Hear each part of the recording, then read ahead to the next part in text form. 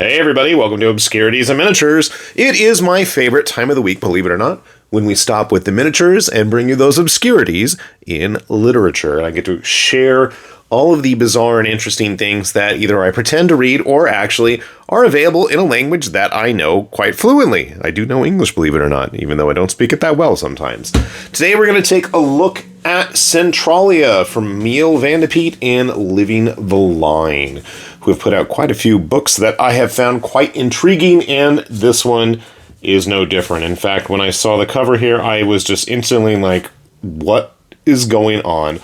There's a man fishing through a hole in the roof, and Centralia, I mean, being an American who's always been into the obscure and interesting things that permeate our country, many of you know the city of Centralia, town of Centralia, whatever size domestic abode it was famous for the coal mine fire that erupted in it and is supposed to continually be burning for the next, I don't know how many centuries or whatever. And so that's kind of what this book is about. That's where it gets its name, obviously. And I mean, so I'm like, okay, looking at the cover,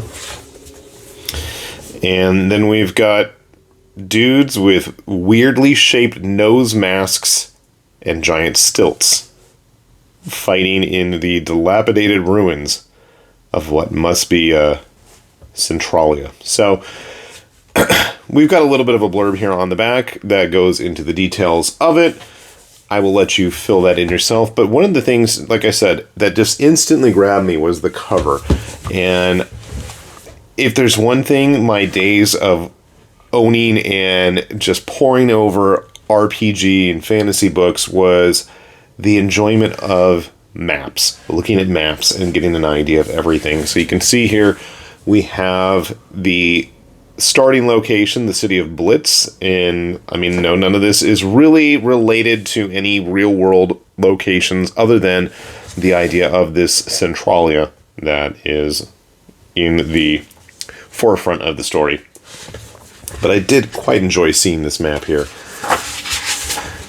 What was also interesting, besides the quite well done illustrations, is both the beginning of the book doesn't start off as a traditional graphic novel. We have more prose and pictures before we get into a typical, proper graphic novel. And it was quite interesting with the fact that we have man-eating birds, we have these toxic lakes that are scalding people alive. We've got a daring mission into the town, obviously to plunder it for treasures. And as soon as we get there, we are encountering all sorts of bizarrely shaped mutants and miscreants, which is always fun to see. The detail in the buildings and their dilapidation I found quite amusing and entertaining. And it's one of those things that you don't really get a full grasp of how everything happened in this story. Again, some of the man-eating birds here. Our antagonists, the stories, wearing their masks to help keep them safe from the toxic fumes that will both melt their skin and turn them into hideous mutants throughout the city. A lot of gorgeous, big, double-page spreads here. And you can tell that the city itself is almost a character in the story, as the artist, whose name I don't want to mispronounce again, really just kind of enjoys the architecture of it. And as things start to go deeper into the city, we see more and more interesting things. And yes, these aren't actually telephone poles, or if they were like, the power's been cut in the city anyways. So they're using those to traverse the dangerous waters of the town. More of the mutant populace of the city. It was kind of hard for me disconnecting my own idea of where Centralia is and how it relates to the story of the Northwest versus the Centralia of this story. There's some weird characters. Somewhere later on, as we see more of the mutants emerge and battles ensue. We start to see some very interesting architecture where the city itself is warping and twisting from all of the fires underneath it, which I thought was really cool to see. Very interesting architecture. And what's interesting as well is as the story wraps up,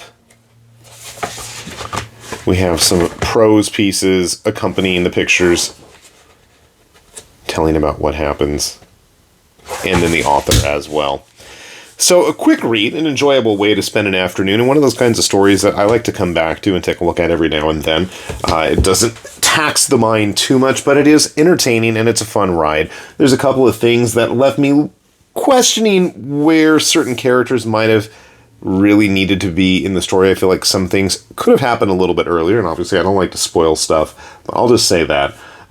The translation, because obviously when the author, that is not an American sounding name, when he lives in a city in Belgium and studied at one of the schools in Brussels, gives me a good feeling that this is a Belgian author, and this is the first English translation.